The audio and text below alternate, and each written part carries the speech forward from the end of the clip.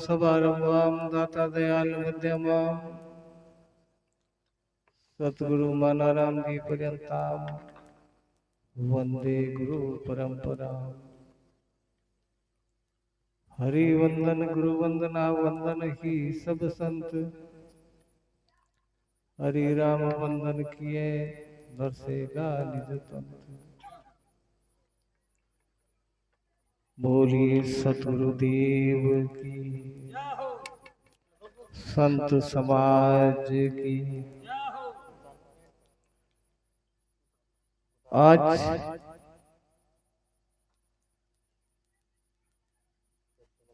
मंगल जी महाराज द्वारा ये जो सत्संग का आयोजन किया इन्होंने, इनकी धर्मपत्नी के की स्मृति में, इस सत्संग में जो भी पुण्य अर्जित होगा या पुण्य अर्जित हो रहा है, वो निश्चित तौर पर उनके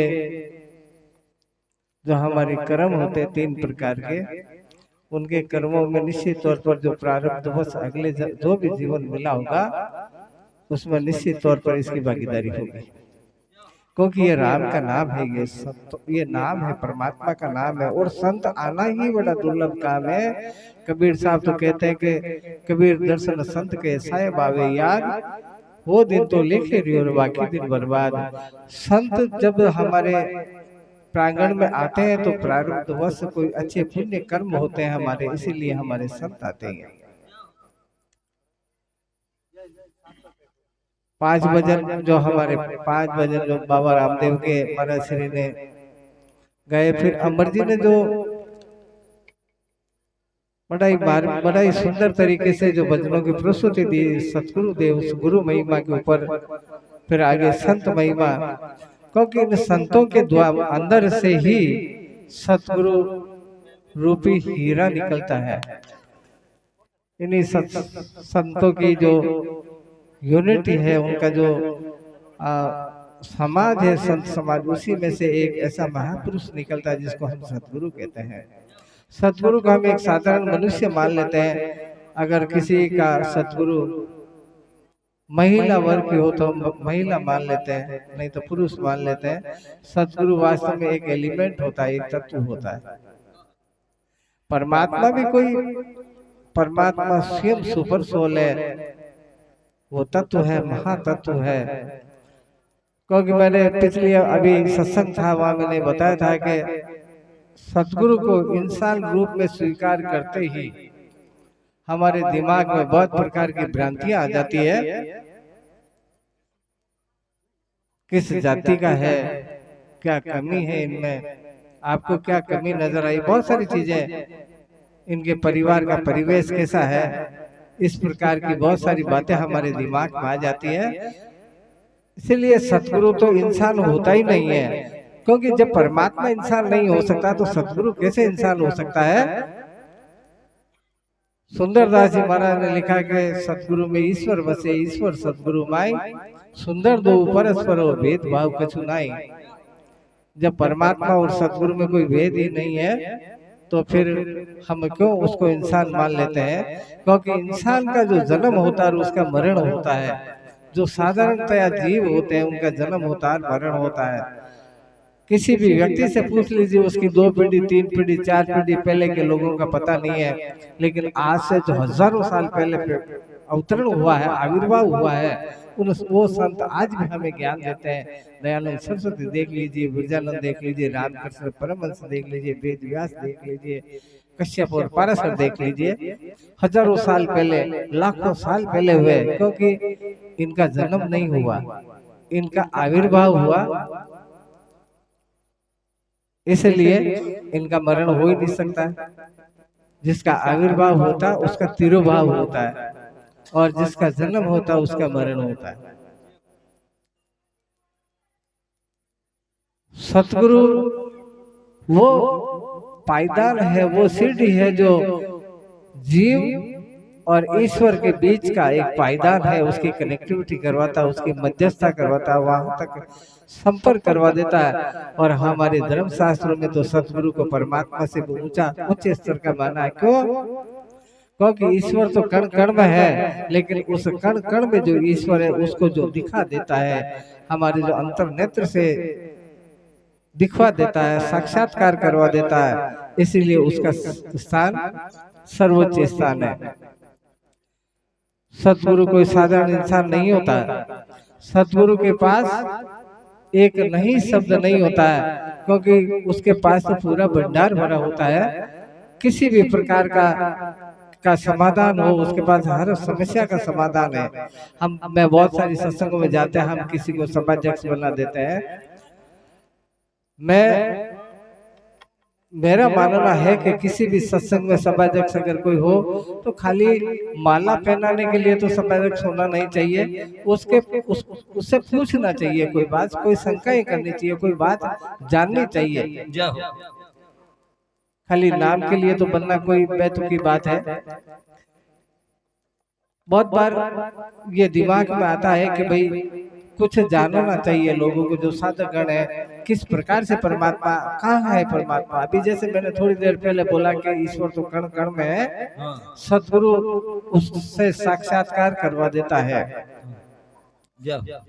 भाई फोटो तो हमारी है, मेरे को दिख नहीं रही, लेकिन अगर कांच हो तो उसमें देख सकता हूं मैं, लेकिन कांच को दिखाने वाला तो होना चाहिए ना।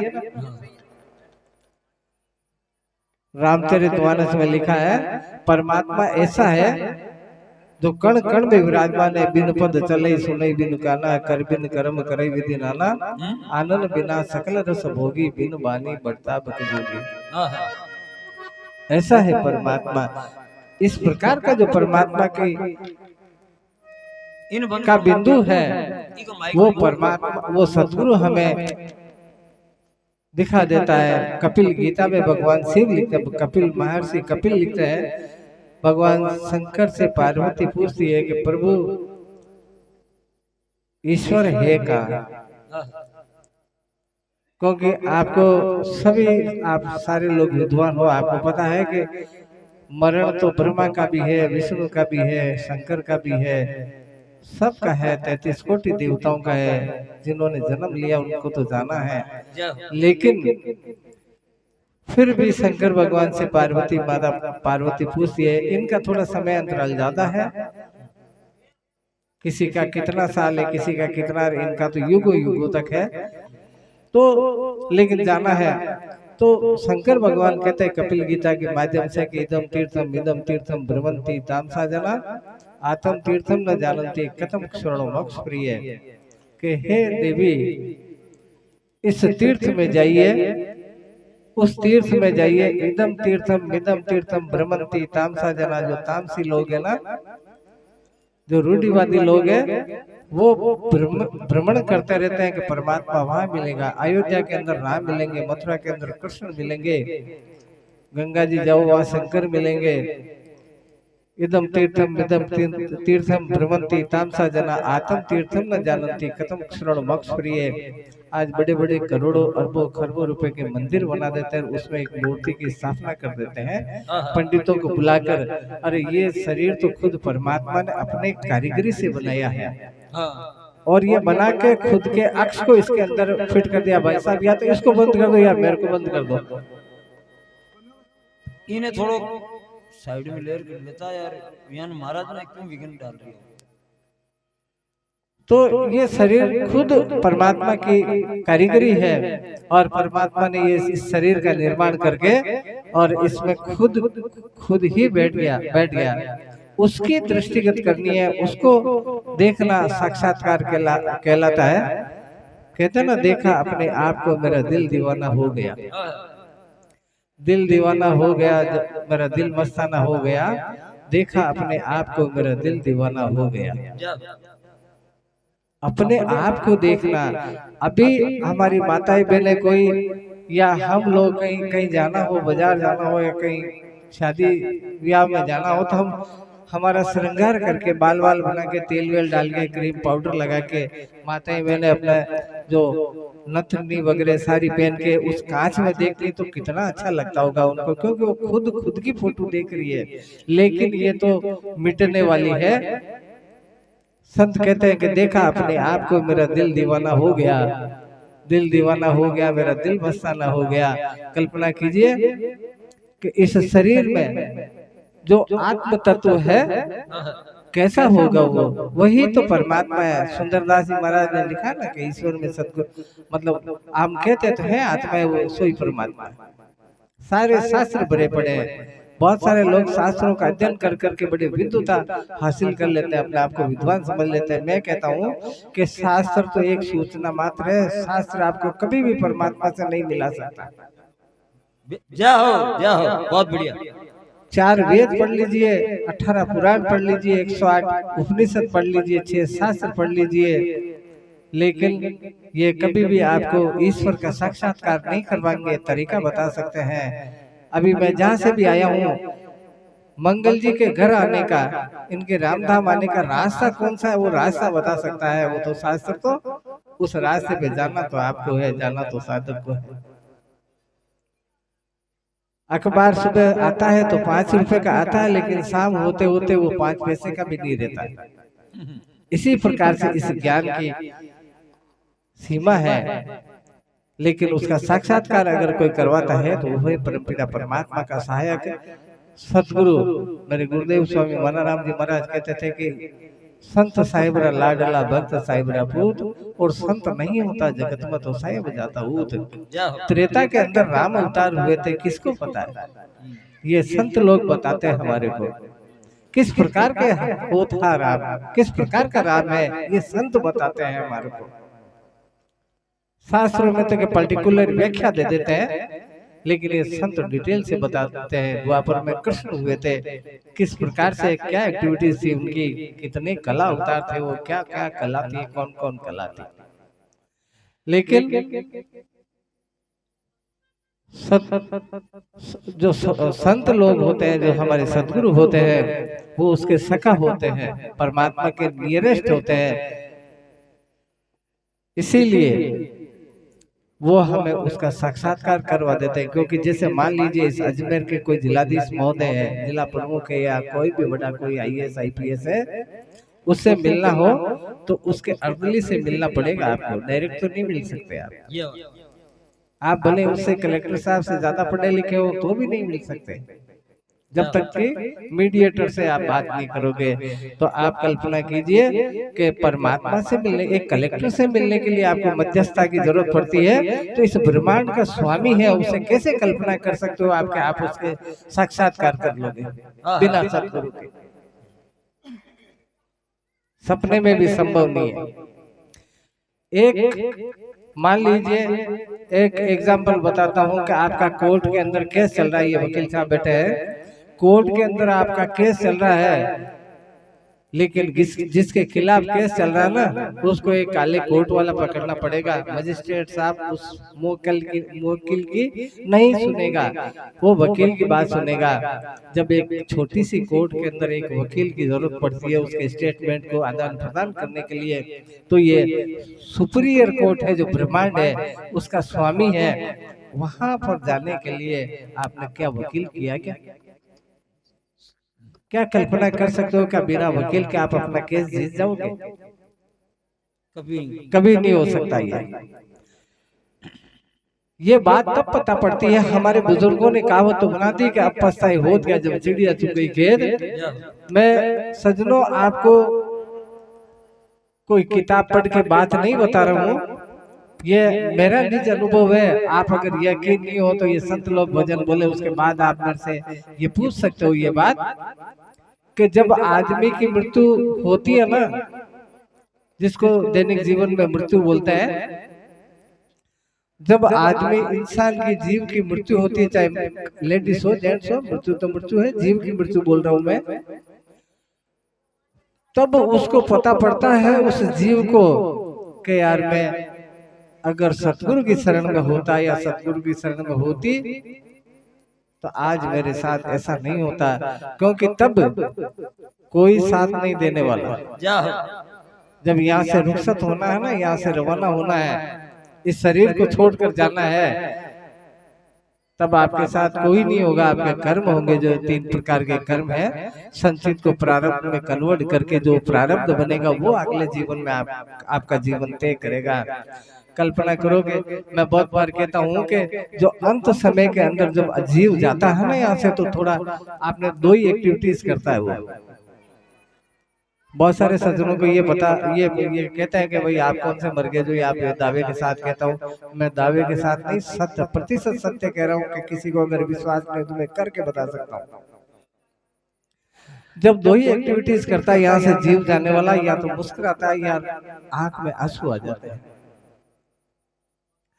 हम लोग ये सोचते हैं अज्ञानता बस कि भाई दादा या दादी इसलिए रो रही है कि यहाँ से छोड़ के जाना है, इतनी सारी संपत्ति छोड़ के जानी है, या मुस्कुरा रहे तो हम ये सोचते हैं कि पोते पोती आ गए इसलिए दादा या दादी ऐसे मुस्कुरा रहे, मेरे पोते पोती आ गए। आपने अगर विज्ञान पढ़ा हो ना, तो ज्ञानेंद्रिया कर्मेंद्रिया तो काम करना चंद सेकंड पहले बंद हो जाती है। फिर कौन पोता, कौन पोती, कौन पत्नी, कौन पिता, कैसा आंसू आएगा, कैसी मुस्कुराहट आएगी। अरे वो तो उसको देख के मुस्कुराता है। एक फिल्म चलती है हमारे टॉकीजों के अंदर जो 3 घंटे की चलती है, 2.5 घंटे की चलती है, लेकिन वो 2.5 पल के अंदर पूरी आपकी स्टोरी बता देता है कि तूने ये अच्छा काम किया तो थोड़ी सी मुस्कुराहट आ जाती है, और ये तूने बुरा काम किया वो ईश्वर बताता है ये बात, ये बुरा काम किया आंख में आंसू आ जाते हैं। लेकिन ये है सत्यता। अब पछताए हो क्या जब चिड़िया चुग गई खेत, वो अंत में कह देता है कि ये तूने अच्छा किया, ये बुरा किया, इजिकल टू इसका रिजल्ट ये। अब वहाँ तुम्हारा वकील नहीं है तो तुम्हारी पैरवी कौन करेगा। गधे की योनि दे दी, कुत्ते की योनि दे दी, क्या कर लोगे आप। इसीलिए हम सतगुरु की शरण में जाते हैं। प्रारब्ध तो भोगना पड़ेगा सजरो, लेकिन ये वकील साहब बैठे हैं। कोर्ट एक ऐसी प्लेटफॉर्म है, ब्रह्मांड की कोर्ट भी एक ऐसा प्लेटफॉर्म है कि इन संतों में ऐसी ताकत है, इतनी सामर्थ्य है कि क्या नहीं कर सकते ये। परमात्मा अगर इस धरती पे आएगा पंच भौतिक शरीर धारण करके, तो उसकी कुछ बाध्यताएं हैं, लेकिन संतों को उसने छूट दे रखी है, एक अधिकार दे रखा है। जैसे एक बाप के 3 बेटे हो और एक बेटा बहुत अच्छा हो, सज्जन हो, सेवाभावी हो, संत हो, तो पिता उसको कह देता है कि बेटा तू कुछ भी कर, मैं तेरे काम में इंटरफेयर नहीं करूंगा, दखल अंदाजी नहीं करूंगा, तू कुछ भी कर सकता है। ऐसे इन संत ये लाडले हैं परमपिता परमात्मा के। बहुत बार मैंने अध्ययन किया शास्त्रों का, बहुत बार देखा, मैं पूरे भारत में और भारत के बाहर भी भ्रमण करता रहता हूँ। मैंने देखा है कि मैंने ज्योतिष में भी अध्ययन किया, किसी के हाथ में अगर संतान रेखा नहीं हो ना, किसी माता के संतान की का योग न हो, लेकिन ऐसे संतों में वो ताकत है कि इनकी वाणी की वर्षा अगर हो जाए ना, तो वो अनर्थ को भी अर्थ बना देती है। इसीलिए हमारे सनातन धर्म में संत परंपरा है। और थोड़े दिन पहले आपने देखा होगा कि गुरु पूर्णिमा का महोत्सव गया था। इस ब्रह्मांड को चलाने के लिए एक निर्गुण ब्रह्म है, उस निर्गुण ब्रह्म ने 5 भगवान डिपोट कर दिए, जो ब्रह्मा विष्णु देवी और गणेश, इन्होंने फिर 33 कोटि देवता डिपोट कर दिए। इस प्रकार से पूरे ब्रह्मांड का संचालन होता है। आप ताजुब कीजिए कि इतने होने के बाद भी कोई न कोई व्यवधान होता रहता ब्रह्मांड में। और गुरु पूर्णिमा के पावन पर्व पर एक सतगुरु का अधिकार होता है, एक सतगुरु के पास चाबी होती है। और मैं इतना बड़ा हो गया, मैंने आज तक नहीं देखा कि गुरु पूर्णिमा का दिन ऐसी कोई इस प्रकार का कोई बड़ा इवेंट हुआ हो, बड़ी घटना घटित हुई हो, जबकि एक महापुरुष, एक महाशक्ति उस ब्रह्मांड को चलाता है और हम उसको छोटा मोटा ही मान लेते हैं। मैं मेरी वाणी को यही विराम देता हूँ, क्योंकि आप लोग सुन तो रहे हो नहीं है, आप भजन ही चलने दो। बोले सतगुरुदेव की। वास्तव में वो चाय का जो मामला है ना, बहुत विघन करो जो है। आप कोई बात करिए और बीच में ले आ रही है, फंसाते हो ले आ रही है।